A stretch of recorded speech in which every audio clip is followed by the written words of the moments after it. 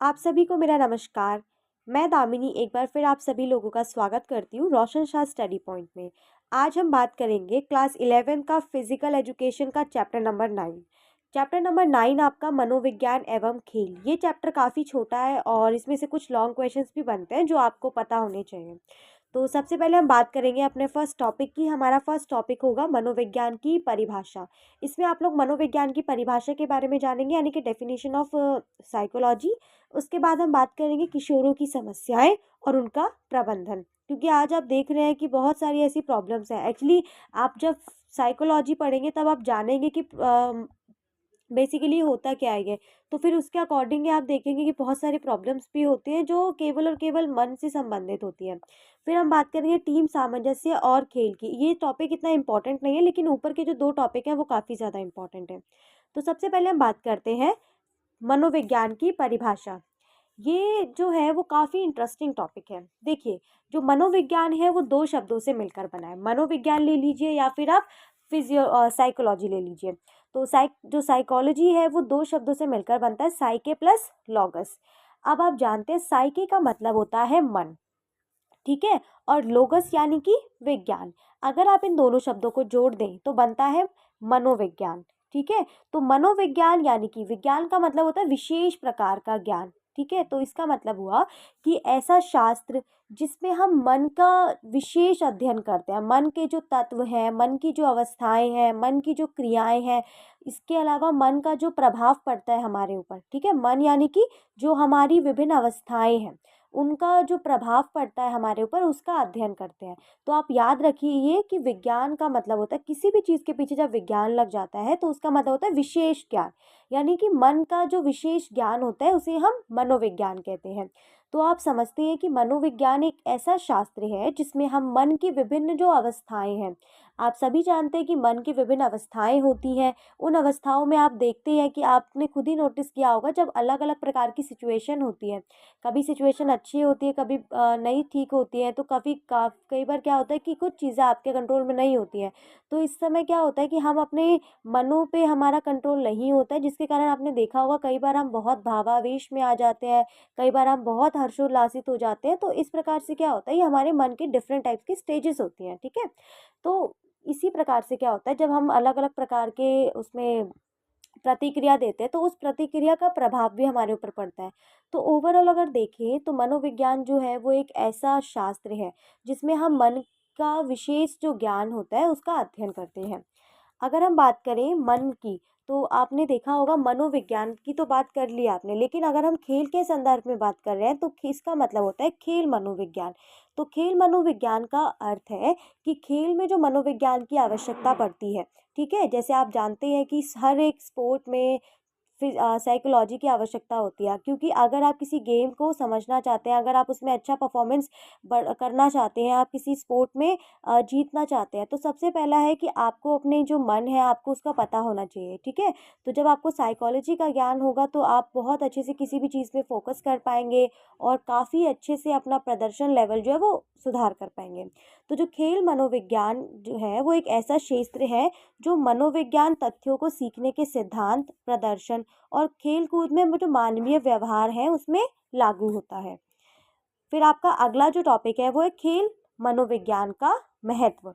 देखिए, खेल मनोविज्ञान का बहुत ज़्यादा ही महत्व है अगर देखा जाए, क्योंकि ये जो होता है वो डायरेक्टली बच्चों से जुड़ा होता है। मतलब आपने देखा होगा कई बार क्या होता है कि हम ना, चाहे हमारा कोई एग्ज़ाम है या फिर कोई भी स्पोर्ट इवेंट ही क्यों ना हो, तो कई बार हमारा जो मन है, यानी कि मन की अवस्थाएँ इस प्रकार से हो जाती है, कई बार हम बहुत ज़्यादा डिप्रेस महसूस करते हैं, बहुत निराश महसूस करते हैं। तो उस दौरान क्या होता है, जो साइकोलॉजी है वो बहुत हेल्प करता है, ठीक है। तो अभी हम जानते हैं कि जो खेल मनोविज्ञान है, यानी कि साइकोलॉजी है, उसका क्या इम्पोर्टेंस है।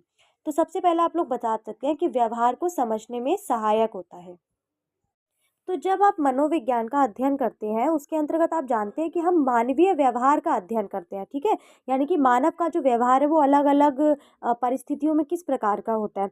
तो जब आपको इस चीज़ का ज्ञान हो जाता है तो आप किसी के भी व्यवहार को समझने में आप बहुत आसानी से उसे समझ सकते हैं।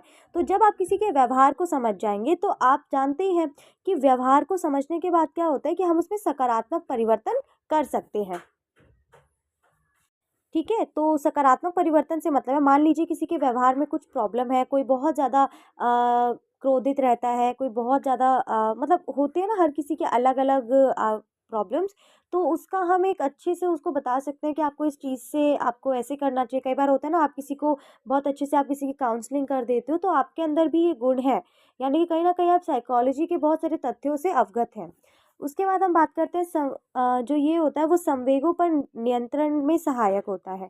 संवेग का मतलब होता है इमोशंस। तो आप जानते हैं कि जब आपको आपको खेल मनोविज्ञान का अध्ययन होगा, तो उससे क्या होता है, उससे अभ्यास और प्रतियोगिता के दौरान जो खिलाड़ी होते हैं, उनको विभिन्न जो संवेग होते हैं, विभिन्न जो इमोशंस होते हैं, जैसे क्रोध, नकारात्मक सोच, झल्लाहट पर नियंत्रण में हमें सहायता मिल जाती है। अब जब आपको आप अपने इमोशंस पे आप कंट्रोल कर रहे हैं, तो इससे क्या होगा, इससे आप अपने प्रदर्शन में और अधिक बढ़ोतरी कर पाएँगे और अपनी परफ़ॉर्मेंस को इंक्रीज़ कर पाएँगे।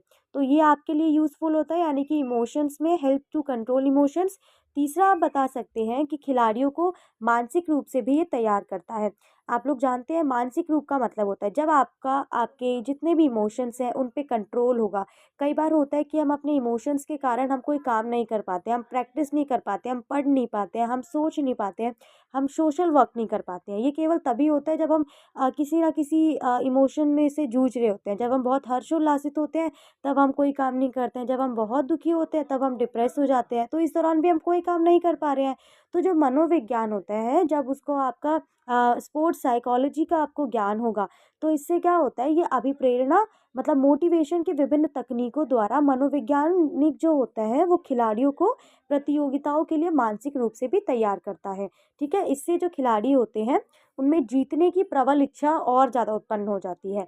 तो जब आपका आपके इमोशंस पे फुली कंट्रोल होगा, तभी आप बहुत अच्छे से किसी भी स्पोर्ट में पार्टिसिपेट कर सकते हैं और आपके जीतने के चांसेस बढ़ जाते हैं। क्योंकि कई बार कैसी ऐसी स्टेजेस आती हैं जहाँ हमें बहुत हम डिप्रेस फ़ील करते हैं, लेकिन अगर आप उसने उस समय उस इमोशंस पे कंट्रोल पा लिया, तो आप कुछ भी अचीव कर सकते हैं। उसके बाद आता है आपका सफलता। देखिए, सफलता प्राप्त करने में सहायक, जब आपका आपके इमोशंस पे कंट्रोल होगा, जब आप किसी के व्यवहार को समझ पाएँगे, उसके अकॉर्डिंग उसको समझा पाएँगे, आप अपने व्यवहार को समझ पाएँगे, आपको पता है कि ये स्टेज ऐसी है, इसमें ऐसा व्यवहार होता है, तो ऑब्वियस सी बात है कि आप जो भी काम कर रहे हैं, आप उसमें बहुत ईज़िली सफलता प्राप्त कर पाएँगे। चाहे वो स्पोर्ट हो, कोई कॉम्पिटिटिव एग्ज़ाम हो, कुछ भी हो गया, चाहे वो आपका जीवन ही क्यों ना हो। तो जो साइकोलॉजी एक ऐसा विषय है जो मुझे लगता है कि सभी को इसके बारे में थोड़ा-सा ज्ञान होना चाहिए, ताकि जब भी हम किसी प्रॉब्लम में आएँ या हमारा जितने भी इमोशंस हैं, उस पे हम कंट्रोल रख सकें। फिर आपका अगला टॉपिक, अगला पॉइंट है शरीर क्रियात्मक क्षमताओं में बढ़ोतरी। इसमें आप लोग बता सकते हैं कि जो साइकोलॉजी है, वो मनोविज्ञान जो अभी प्रेरणा है, ठीक है? इसके अंतर्गत क्या होता है, खिलाड़ियों की शारीरिक जो क्रियात्मक क्षमताएँ जैसे शक्ति हो गया, स्पीड हो गया, लचक यानी कि फ्लेक्सिबिलिटी आदि की बढ़ोतरी में भी मुख्य भूमिका अदा करता है। तो 5वां पॉइंट आप लोग याद रखिएगा, शरीर क्रियात्मक जो क्षमताएँ हैं, उनकी बढ़ोतरी करना। क्योंकि आप लोग जानते हैं जब आप मोटिवेट होते हैं, कई बार आपने देखा है ना कि आप मोटिवेट होते हैं, आपको पता होता है कि क्या सही है, क्या गलत है, आप सही रास्ते पे चल रहे हैं, आपको सभी चीज़ें पता है कि जो सही है आप उसको फ़ॉलो कर रहे हैं।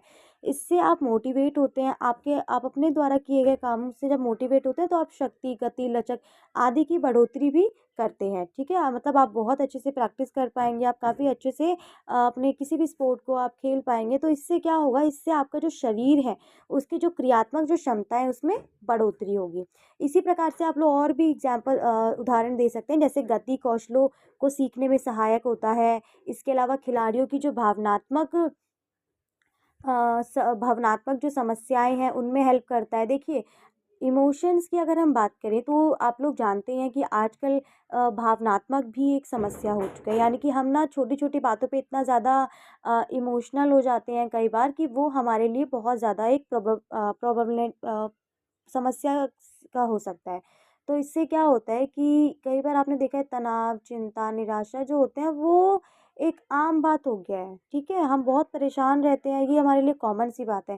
लेकिन जब आपको मनोविज्ञान का ज्ञान होता है, तो मनोविज्ञान क्या है, आपको शिथिलता यानी कि आपको रिलैक्सेशन देता है, आपका कंसंट्रेशन बनाता है। तो आपको बहुत सारी ऐसी तकनीक बताता है जिससे आप रिलैक्सेशन महसूस करते हैं, आप कंसंट्रेशन कर सकते हैं। तो इसीलिए जो मनोविज्ञान है, जो खेल मनोविज्ञान है, वो खिलाड़ियों की भावनात्मक जो समस्याएँ हैं उसमें भी इम्प्रूवमेंट लाता है। इसके अलावा आप लोग प्रेरणा और गर्व में वृद्धि बता सकते हैं कि जो साइकोलॉजी है, वो नए-नए कीर्तिमान स्थापित करता है, ठीक है? इससे क्या होता है, इससे खेल मनोविज्ञान अत्यंत सहायक होता है जब एक खिलाड़ी स्वयं के लिए नए लक्ष्य निर्धारित करता है, तो मनोविज्ञान उसके अंदर सकारात्मक ऊर्जा का सृजन करता है, ताकि वह अपना लक्ष्य प्राप्त करने के दौरान मानसिक दृढ़ता बनाए रख सके। तो इस प्रकार से आप मनोविज्ञान का महत्व बता सकते हैं। अगर आपको इस पेपर के समय याद नहीं आ रहा है कौन-कौन से इम्पोर्टेंस थे, तो आप इस चीज़ को याद रखिएगा। आपको जस्ट याद रखना है, मनोविज्ञान का मतलब है मन का विज्ञान, जिसमें हम मन के विशेष जो ज्ञान है उसको समझते हैं। तो जहाँ पे हम मन के बारे में, आप ये समझ लीजिएगा, जहाँ पे भी आप मन के बारे में अध्ययन कर रहे हैं, ठीक है? सबसे पहले तो आप बोल देंगे व्यवहार को समझने में सहायक होता है। अब जब आप अपने मन का अध्ययन कर रहे हैं तो उसमें इमोशंस भी आ जाते हैं कि हमें इमोशंस पे कैसे कंट्रोल करना है। इसके अलावा आप अपने जो प्लेयर्स हैं उनको, आप अपने प्लेयर्स को तैयार कर सकते हैं, मतलब मानसिक तौर पे भी आप उनको और शारीरिक तौर पे भी तैयार कर सकते हैं। इसके अलावा मोटिवेशन में सहायक होता है। तो इन सभी पॉइंट्स का आप वहाँ उल्लेख कर सकते हैं। अगला जो विषय है वो है किशोरों की समस्याएँ। ये जो टॉपिक है काफ़ी अच्छा टॉपिक है, क्योंकि अगर हम बात करें आज के समय में, तो किशोरों की समस्या आजकल आप देख ही सकते हैं कि किशोर जो है यानी कि जिस एज में आप सभी हैं, एडोलसेंस, तो वो एक किशोरावस्था कहलाती है जिसमें बहुत सारे परिवर्तन होते हैं। आप जानते हैं कि मानसिक परिवर्तन होते हैं, शारीरिक परिवर्तन होते हैं, सामाजिक परिवर्तन होते हैं। तो ये सारे जो परिवर्तन होते हैं, वो जब किशोर इन परिवर्तनों से खुद को कनेक्ट नहीं कर पाते हैं, तो वो बहुत सारी प्रॉब्लम को फेस करने लग जाते हैं, जिसके कारण कई सारी उनकी प्रॉब्लम्स होने लग जाती हैं। जैसे आप फर्स्ट देखेंगे तो शारीरिक समस्याएँ। अब आप जानते हैं कि जो शारीरिक समस्याओं की अगर हम बात करें, तो जो इस अवस्था में यानी कि एडोलसेंस जब ये पीरियड होता है, इसको एक्चुअली बोला ही जाता है कि ये परिवर्तन की अवस्था है। इसमें आप देखते हैं कि आपकी बॉडी में बहुत टाइप के चेंजेस होते हैं, ठीक है? तो कई बार क्या होता है, कई बार आपकी हाइट बढ़ती है, कभी नहीं बढ़ती है, कभी आपके किसी अंग में कुछ वो हो जाता है, तो इस प्रकार से ये लगा रहता है, यानी कि डेवलपमेंट होता है ओवरऑल पूरे शरीर का। हॉर्मोन्स जो हैं वो रिलीज़ होते हैं। तो इससे क्या होता है, आपकी जो बहुत सारी जब फिज़िकली आप डेवलपमेंट होता है आपका, तो कुछ की जो किशोर होते हैं वो इससे अपने आप को कनेक्ट नहीं कर पाते हैं। उन्हें लगता है कि ये चीज़ हमारे साथ ही हो रही है और किसी के साथ नहीं हो रही है। तो इससे क्या होता है, इससे वो डिप्रेस हो जाते हैं और अपने आप को दूसरों से अलग महसूस करने लग जाते हैं। तो पहला आप लोग ले सकते हैं शारीरिक समस्याएँ। दूसरा, मेंटल प्रॉब्लम या फिर मानसिक समस्याएँ। किशोरावस्था के दौरान कई कारणों से जो किशोर होते हैं वो तनाव, कुंठा या चिंताओं से घिरे रहते हैं, क्योंकि मैंने अभी आपको बताया, क्योंकि उनकी शारीरिक संरचना में परिवर्तन आता है और शारीरिक संरचना में परिवर्तन आने के कारण ही वो अपने आप को सोचते हैं कि हम दूसरों से भद्दे दिख रहे हैं, अच्छे नहीं दिख रहे हैं। तो ये सारी चीज़ें जो होती है वो उनको और भी ज़्यादा तनावग्रस्त रखती हैं, ठीक है? तो कई बार होता है कि छोटी-छोटी चीज़, जैसे अगर आप बात करें तो अपनी मानसिक कल्पनाओं में हर जो किशोर होता है वो अपने आप को सुंदर और आकर्षक दिखना चाहता है। ठीक है? यदि किशोर का वास्तविक स्वरूप उसकी मानसिक जो कल्पना है, उससे नहीं मिलता है, तो उसकी क्या होगी, उसकी मानसिक विषमताएँ जो हैं वो उत्पन्न होने लग जाएँगी। और जब मानसिक विषमताएँ उत्पन्न होगी, मानसिक समस्याएँ उत्पन्न होंगी, तो उसके कारण जो किशोर है वो तनावग्रस्त रहने लग जाएगा। तो उस फिर आप बोल सकते हैं इमोशनल प्रॉब्लम्स। इमोशनल प्रॉब्लम्स की अगर हम बात करें, तो इमोशनल आप देखते ही हैं कि हम बहुत ही जल्दी अपने व्यवहार के लिए काफ़ी ज़्यादा हम थोड़े से परेशान रहते हैं, क्योंकि कई बार होता है कि हम बहुत जल्दी इमोशनल हो जाते हैं किसी भी चीज़ को लेकर। कई बार हमें बहुत जल्दी हम हर्षोल्लासित हो जाते हैं। जस्ट इमेजिन, अगर आपके टीचर ने आपके क्लास में आपको शाबाशी दी, तो आप बहुत खुश हो जाएँगे। वहीं आप थोड़ी देर बाद, आप किसी टीचर ने आपको कुछ बोल दिया, आपके अच्छे मार्क्स नहीं आए, तो आप बहुत ज़्यादा डिमोरलाइज़ हो जाएँगे।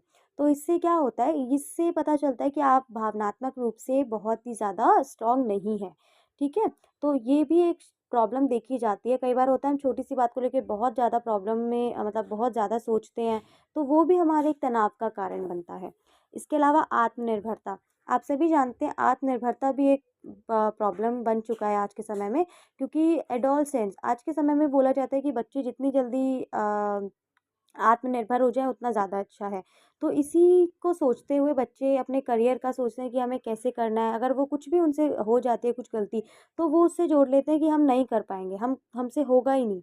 ठीक है? तो इससे क्या है कि वो आत्मनिर्भरता के लिए भी चिंतित है कहीं न कहीं, ये भी एक प्रॉब्लम बन चुका है। फिर आप बता सकते हैं यौन संबंधी जो समस्याएँ हैं, ठीक है? फिर आपका नेक्स्ट टॉपिक है नशे संबंधी समस्याएँ। आजकल आप देखते हैं कि किशोरावस्था ही एकमात्र ऐसी अवस्था होती है जिसमें जो किशोर होते हैं वो नए-नए सम नशे से संबंधित नए-नए जो अनुभव होते हैं उनको प्राप्त करने में बहुत ज़्यादा उत्सुक होते हैं। तो फिर चाहे वो बेशक जोखिम भरा ही क्यों ना हो, तो ये सारी भी चीज़ें हैं जो किशोरों के लिए एक समस्या बन चुकी हैं क्योंकि उनको शुरू में तो ये लगता है कि वो काफ़ी ज़्यादा एक अनुभव के लिए उसको यूज़ करते हैं किसी भी नशीले पदार्थ को, लेकिन धीरे-धीरे वो उसके एडिक्ट हो जाते हैं। जब उसके वो एडिक्ट हो जाते हैं तो इससे क्या होता है, इससे वो पूरी अपनी लाइफ़ स्पॉइल कर लेते हैं क्योंकि आप जानते हैं कि जो नशे यानी कि जो एडिक्शन की जो चीज़ें हैं वो मनुष्य के लिए कितनी ज़्यादा खतरनाक साबित होती हैं। तो इसको करते-करते वो सब कुछ अपनी शिक्षा से हाथ धो बैठते हैं, अपने परिवार से, अपनी सारी चीज़ों से। तो इससे उनकी पूरी लाइफ जो है, उनका जो करियर है वो वहीं पे स्पॉइल हो जाता है। तो नशे की समस्या जो है वो वर्तमान समय में काफ़ी ज़्यादा आप देख सकते हैं आजकल छोटे-छोटे बच्चे जो हैं वो इन सारी चीज़ों में पड़ चुके हैं जो काफ़ी ज़्यादा खतरनाक है। और सरकार आपने देखा भी है कि समय-समय पे बहुत सारे ऐसे अभियान भी चलाती है। इनफैक्ट पेरेंट्स को भी थोड़ा-सा अपने बच्चों के प्रति जागरूक रहना चाहिए कि वो किस समय क्या कर रहे हैं ताकि उनको पता रहे कि हमारे बच्चे किसी ऐसी समस्या से ना गुज़रें जो कि बाद में जाके उनके लिए प्रॉब्लम बने। अ, उसके बाद आप बता सकते हैं व्यवहार संबंधी समस्याएँ। देखिए, कई बार क्या होता है कि हमें व्यवहार से संबंधित समस्याएँ होती हैं। जैसे कई बार आपने देखे होंगे अपनी क्लास में बच्चे कुछ ऐसे भी स्टूडेंट होते हैं जो छोटी-छोटी बातों पे बहुत जल्दी आक्रामक हो जाते हैं, ठीक है? तो कुछ ऐसे भी बच्चे होते हैं जिनको आप कुछ भी कहिए, उनका जो स्वभाव है वो एकदम शांत रहता है। तो ये सारे क्या होते हैं, कई बार बच्चे बहुत जल्दी चिड़चिड़े हो जाते हैं, ठीक है? और छोटी-छोटी बातों को प्रूव करने के लिए कुछ भी करने लग जाते हैं। अपनी सत्ता को वो दिखाते हैं कि हम इतने इम्पोर्टेंट हैं, हम ये कर सकते हैं, इसके लिए वो गलत-गलत चीज़ें करते हैं। तो ये भी कहीं न कहीं एक समस्या बन चुकी है क्योंकि आपने देखा होगा हम छोटी-छोटी बातों पे जब आक्रामक हो जाएँगे, चिड़चिड़े हो जाएँगे, तो इससे हम अपनी बातों को नहीं रख पाएँगे। इससे हमारा जो एनवायरनमेंट है, वो कहीं न कहीं खराब होगा और इसके कारण ही क्या होगा, आपको जो अपॉर्च्युनिटीज़ मिल सकती हैं, आप कहीं न कहीं उनको भी गँवा देंगे। तो ये सारी जो समस्याएँ हैं, जो आज के समय में एडोलसेंस में जो बच्चे हैं, वो फेस कर रहे हैं, तो इसमें से अगर बहुत सारी ऐसी समस्याएँ हैं जो मैंने कहीं न कहीं रहने दी हैं क्योंकि मोस्ट इम्पोर्टेंट मुझे जो लगी वो मैंने आपको बता दी हैं। तो इस अकॉर्डिंग आप लोग भी बता सकते हैं कि और कौन-कौन सी समस्याएँ जो हैं वो किशोरों में देखी जा सकती हैं, जिनके कारण जो किशोर हैं वो अपने करियर में, अपनी स्टडी में फ़ोकस नहीं कर पाते हैं और फिर आगे जाके उनको प्रॉब्लम फ़ेस करनी पड़ती है। नेक्स्ट टॉपिक है हमारा जो किशोरों में समस्याएँ पाई जाती हैं, उनका किस प्रकार से हम प्रबंधन कर सकते हैं। देखिए, हर प्रॉब्लम का सॉल्यूशन होता है, फिर चाहे वो किसी भी प्रकार की प्रॉब्लम क्यों ना हो। तो इसी प्रकार से अगर हम किशोरों की बात करें, तो किशोरों में जो समस्याएँ होती हैं, उनका भी कहीं न कहीं प्रबंधन है। जैसे आप पहली बात करें तो मनोविज्ञान की शिक्षा। मनोविज्ञान की शिक्षा बहुत इम्पोर्टेंट है क्योंकि आप जानते हैं इसके अंतर्गत हम मन का, ठीक है? यानी कि मन का अध्ययन करते हैं, मन के स्टेजेस का अध्ययन करते हैं, उसके शरीर पे उसका क्या प्रभाव पड़ रहा है, उसका अध्ययन करते हैं, उसकी क्रियाओं का अध्ययन करते हैं। तो जब हम इस ज्ञान को पढ़ते हैं, समझते हैं, तो इससे क्या होता है कि हम दूसरे के व्यवहार में समझने में बहुत जल्दी सहायक हो जाते हैं। कई बार आपने देखा होगा कि हम किसी के बातों को नहीं समझ पाते, किसी के व्यवहार को नहीं समझ पाते हैं। तो इसके कारण क्या होता है कि बच्चे जो होते हैं वो उस प्रॉब्लम में आ जाते हैं। वो समस्या से उनको लगता है कि हमें कोई समझ नहीं रहा है, हमारी कोई बात नहीं समझ रहा है। तो कहीं न कहीं वो भी चिंतित हो जाते हैं और वो भी उनकी एक समस्या का कारण बनता है। तो सर्वप्रथम अध्यापकों और जो माता-पिता हैं, उनको मनोविज्ञान की जो मनोविज्ञान है उसकी मौलिक जानकारी होनी चाहिए। मौलिक जानकारी से मतलब है कि जो उसके मूलभूत चीज़ें हैं वो पता होनी चाहिए, ठीक है? उनके लिए किशोरों की मनोवैज्ञानिकता को समझना भी आवश्यक है। यानी कि जो पेरेंट्स हैं और जो टीचर्स हैं, उनके लिए जो किशोर होते हैं, उनकी मनोवैज्ञानिकता को भी समझना ज़रूरी होता है। मनोविज्ञान के द्वारा ही उनकी कई समस्याओं को दूर किया जा सकता है, आप ये बात जानते हैं। कई बार होता है कि आपके टीचर जो हैं वो गुस्से में होते हैं, ठीक है? तो टीचर हो गए, पेरेंट्स हो गए, आपका कोई फ्रेंड हो गया और आप भी उस समय गुस्से में, तो जब आप उनसे बात करेंगे कई बार होता है वो आप पे क्रोधित हो जाते हैं, आप पे आक्रामक हो जाते हैं। तो इस प्रकार से क्या होता है कि कुछ चीज़ें ऐसी होती हैं जब हमें नहीं पता होती है, तो इसीलिए कहा गया है कि जो टीचर्स हैं, जो पेरेंट्स हैं, उनको मनोविज्ञान के जो मौलिक तत्व हैं वो पता होने चाहिए। इसके अलावा मनोविज्ञान के द्वारा ही हम उनकी समस्याओं को दूर कर सकते हैं। जब हम उनके व्यवहार का ज्ञान होगा कि वो किस समय कौन-सा व्यवहार कर रहे हैं, उसके लिए क्या उचित है, क्या अनुचित है, जब हमें इस चीज़ का ज्ञान होगा, तो हम उनकी समस्याओं को दूर कर पाएँगे।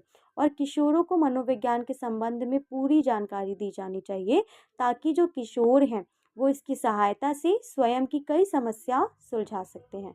ठीक है? उसके बाद आप बता सकते हैं यौन संबंधी शिक्षा।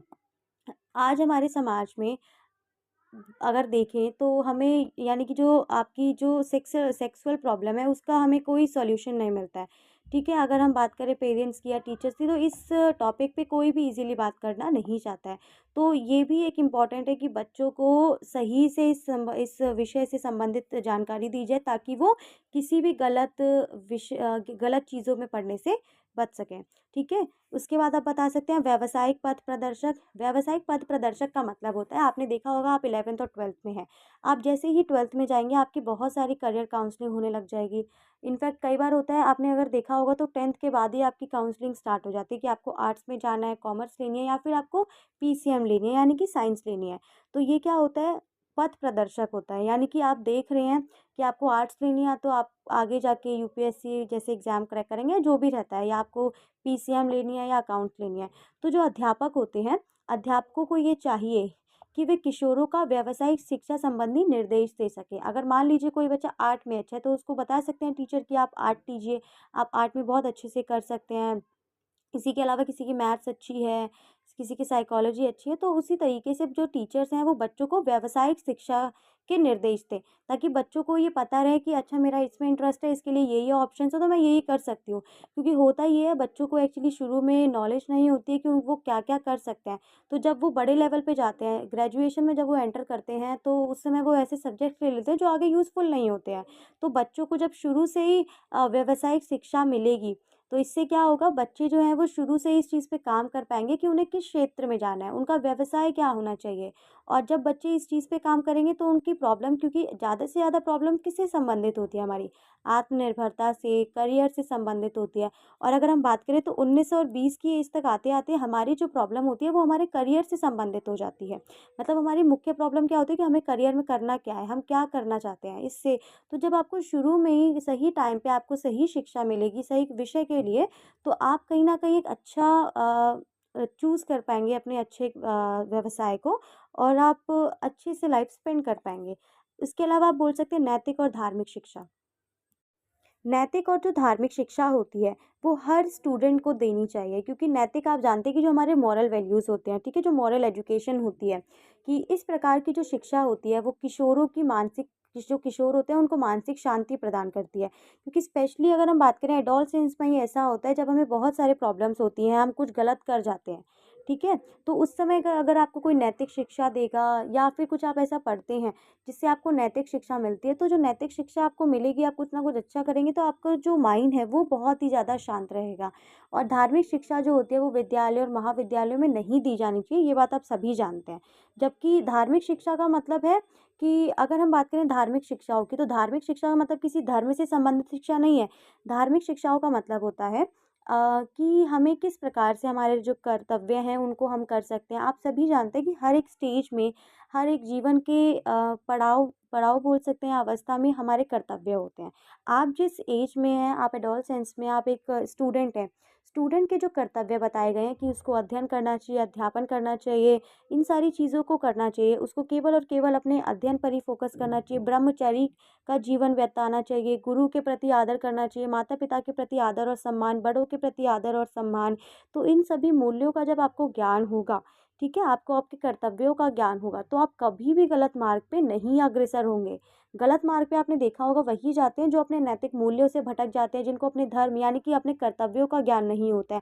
जिन्हें अपने कर्तव्यों का ज्ञान होता है, जिनको पता है कि सही और गलत क्या है, वो सदैव और सदैव सही मार्ग पे चलते हैं। ठीक है? तो आपको नैतिक शिक्षा भी ज़रूरी है, वो दी जानी चाहिए। इसके अलावा उचित वातावरण प्रदान किया जाना चाहिए। आप जानते हैं कि कई बार क्या होता है कि हमारे बुद्धि और विकास के लिए जो किशोर को उचित वातावरण नहीं मिलता है। आपने देखा है कि कई किशोर जो होते हैं वो शुरू से उनका व्यवहार जो है ना बहुत आक्रामक होता है। तो उन उसमें उनकी गलती नहीं होती है, उसमें गलती किसकी है? एनवायरनमेंट की, क्योंकि उनको शुरू से ही इस प्रकार का एनवायरनमेंट दिया गया है जिससे उनका जो ये जो आप देख पा रहे हैं उनका ये नेचर बना है। क्योंकि आप जानते हैं कि जिस चीज़ के साथ आप शुरू से रहते हैं आप उसी के जैसे ही बन जाते हैं, चाहे आपका वो स्वभाव हो या फिर आप ही भले क्यों ना हो। तो आपने देखा होगा कि कुछ बच्चे बहुत आक्रामक होते हैं, तो कुछ बच्चे बहुत शांत होते हैं, तो कुछ स्टूडेंट बहुत हँसमुख होते हैं। डिफ़रेंस इतना ही होता है कि उनका जो वातावरण है वो अलग-अलग प्रकार का है। किसी को बहुत अच्छा वातावरण मिला है, किसी के आस-पास एकदम हँसमुख लोग रहते हैं, किसी के थोड़ा-सा नेगेटिव है, चीज़ें बहुत ज़्यादा डिफ़िकल्ट हैं, तो वो बच्चा परेशान ही रहेगा, ठीक है?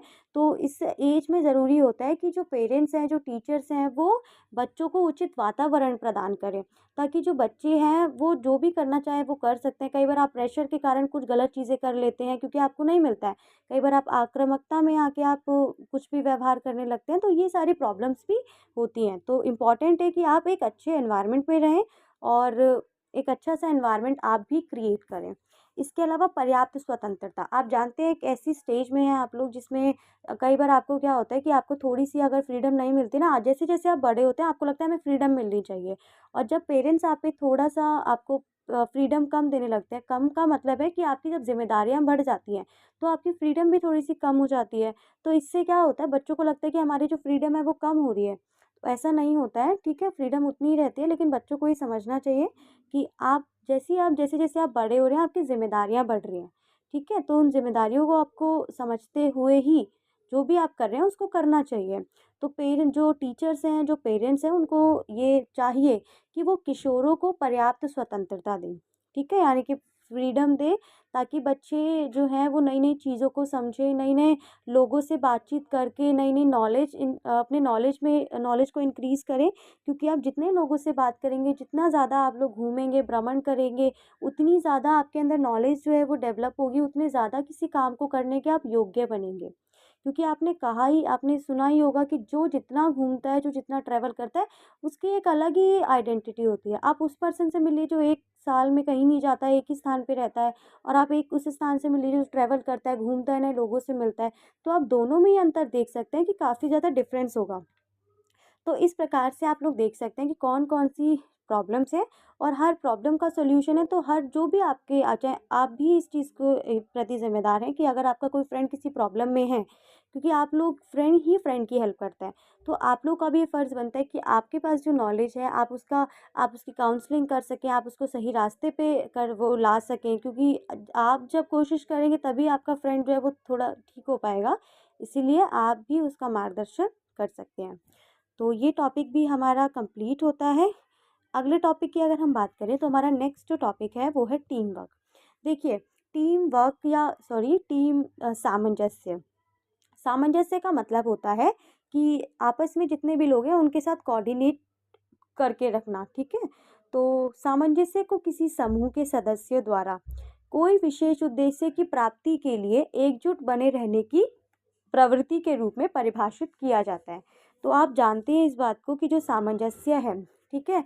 मान लीजिए कोई एक लक्ष्य आपको प्राप्त करना है, आपका एक ग्रुप है, तो उस उद्देश्य की प्राप्ति के लिए एकजुट बने रहने की जो प्रवृत्ति है, एकजुट का मतलब यहाँ ये है कि आपको एकजुट रहना है। कुछ भी किसी की भी कोई चाहे किसी को कोई मेंटली मतलब किसी की कोई भावना मैच करती है या नहीं करती है, आपको इस चीज़ को मैटर नहीं करना है। आपको एकजुट बने रहना है जब तक आप अपने लक्ष्य की प्राप्ति नहीं कर लेते और आपकी जो ये प्रवृत्ति होती है एकजुट रहने की, वही वास्तविकता में टीम सामंजस्य है। अब हम बात करें टीम सामंजस्य की तो आप जानते हैं टीम सामंजस्य 2 प्रकार का होता है। एक होता है टास्क, दूसरा है सामाजिक। टास्क अगर हम सामंजस्य के ऊपर देखें तो इसका मतलब होता है कि एक टीम की एकजुटता के उस स्तर से है जिसके अंतर्गत टीम के सभी जो खिलाड़ी हैं किसी विशेष लक्ष्य को प्राप्त करने के लिए मिलकर प्रयास करते हैं। मतलब टीम के सभी जो प्लेयर्स हैं वो किसी विशेष लक्ष्य को प्राप्त करने के लिए मिलकर प्रयास करेंगे, ठीक है? मिलकर। क्रिकेट देख लीजिए, हॉकी देख लीजिए, तो इसमें क्या होता है कि क्रिकेट हॉकी हो गया, फुटबॉल हो गया, वॉलीबॉल हो गया, इसमें उनका गोल क्या होता है कि उनको जीतना है और सभी प्लेयर्स जो होते हैं वो मिलके प्रयास करते हैं, तो वो आ जाएगा टास्क के अंतर्गत। एक सेकंड आपका आता है सोशल कोहेशन। तो सोशल जो सामंजस्य है वो एक टीम की एकजुटता के उस स्तर से है जिसके अंतर्गत टीम के सभी जो खिलाड़ी होते हैं वो एक दूसरे दूसरे के प्रति सामाजिक गुणों का प्रदर्शन करते हैं। जैसे टीम के अन्य सदस्य का सम्मान, उनका समर्थन करते हैं। खेल के मैदान के बाहर भी टीम के अन्य सदस्यों के साथ मित्रता का भाव होता है। तो ये दोनों जो प्रकार हैं वो टीम सामंजस्य के हैं। इसके अलावा हम बात करें तो आप देखते हैं कि टीम सामंजस्य को प्रभावित करने वाले बहुत सारे कारक हैं, जैसे संतुष्टि, समूह, समान आयु वर्ग, स्थिरता, रिकॉर्ड, लोकप्रियता, बातचीत का समय, संचार और टीम के सदस्यों का अभाव। तो ये सारी चीज़ें क्या है, ये टीम सामंजस्य को प्रभावित करते हैं। जब भी ऐसा कोई क्वेश्चन आता है कि टीम सामंजस्य को प्रभावित करने वाले कारक बताइए, तो आप इस क्वेश्चन को अपने ऊपर थोड़ा-सा इम्प्लीमेंट करिएगा कि आप एक टीम है, आप 6-7 बच्चों की एक टीम है जिसको आने वाले समय में कॉम्पिटिशन करना है, जिनका उद्देश्य है कि वो उस कॉम्पिटिशन में विजयी हों। तो आपके समक्ष कौन-कौन सी प्रॉब्लम्स आएँगी इसमें आपको ये बताना है, ठीक है? पहला तो ये होगा संतुष्टि। कई बार क्या होता है कि आपने देखा होगा कि आपके टीम के जो सभी बच्चे हैं वो संतुष्ट नहीं होते हैं, ठीक है? कुछ संतुष्ट हैं, कुछ नहीं संतुष्ट हैं, तो पहले प्रॉब्लम ये फेस करनी पड़ेगी। सेकंड आप लोगों को बता सकते हैं कि समूह का आकार। कई बार आपने देखा होगा कि जो टीम का आकार भी टीम सामंजस्य को प्रभावित करता है। मान लीजिए कि एक अधिक सदस्य वाली टीम की तुलना में एक कम सदस्य वाली टीम के बीच बेहतर सामंजस्य होगा, ठीक है? इसके अलावा आप देख सकते हैं कि समान आयु वर्ग। कई बार होता है कि अधिकांश जो सदस्य होते हैं वो समान लिंग, आयु, कौशल और रुचि और जो अभिवृत्तियाँ होती हैं उनको भी बेहतर करता है। इसके लिए स्थिरता, जीत का रिकॉर्ड, ठीक है, लोकप्रियता, तो ये सारी चीज़ें क्या हैं, ये सभी चीज़ें जो हैं वो टीम सामंजस्य को प्रभावित करती हैं। और अगर हम बात करें टीम कोऑर्डिनेशन की, देखिए कोऑर्डिनेशन की अगर हम बात करें तो हर चीज़ में इम्पोर्टेंट होता है, चाहे आप वो स्पोर्ट की बात कर लें, किसी अपने ऑफिस का काम कर लें, चाहे स्कूल की बात कर लें या आगे लेवल पे जब कोई आप काम करेंगे किसी भी गवर्नमेंट जॉब में, किसी भी प्राइवेट जॉब में, तो आपको कोऑर्डिनेट करके चलना ही पड़ेगा। तो जब आप कोऑर्डिनेट करके चलते हैं तो आप क्या, अगर हम स्पोर्ट की बात कर रहे हैं तो आप जब कोऑर्डिनेट करके चल रहे हैं तो आप पहला बोल सकते हैं कि उसके प्रदर्शन का जो स्तर होता है वो और अधिक बेहतर होता है, ठीक है? इसके अलावा एक टीम का जो प्रदर्शन जितना अच्छा होगा, ठीक है, जितना अच्छा होता जाएगा उसके खिलाड़ियों के बीच भी जो सामंजस्य है वो उतना ही बेहतर होगा, ठीक है? दूसरा आप लोग बता सकते हैं कि जो प्रभावी टीम होती है, प्रभावी एक सामंजस्य जो टीम होती है, वो प्रभावी टीम का निर्माण करती है। थर्ड पॉइंट आप बोल सकते हैं कि खेल प्रदर्शनों को बढ़ाता है, इसके अलावा उनका जो आपसी संचार होता है उसको बेहतर करता है और जो उनका प्रदर्शन होता है उस पे भी वो सकारात्मक प्रभाव डालता है। तो इस प्रकार से आप इस क्वेश्चन को अटेम्प्ट कर सकते हैं। हालाँकि ये क्वेश्चन पूछा बहुत कम जाता है, लेकिन अगर पूछता भी है तो जो पॉइंट्स मैंने आपको बताए हैं आप उनका अगर उल्लेख करते हैं तो आपको पूरे में से पूरे मार्क्स मिलने के फुल टू फुल चांसेस हैं। तो इस प्रकार से चैप्टर नंबर 9 भी हमारा कंप्लीट होता है। मैं आपको मिलूँगी नेक्स्ट वीडियो में चैप्टर 9 के मोस्ट इम्पॉर्टेंट क्वेश्चंस की। तो अभी के लिए थैंक यू फॉर वॉचिंग।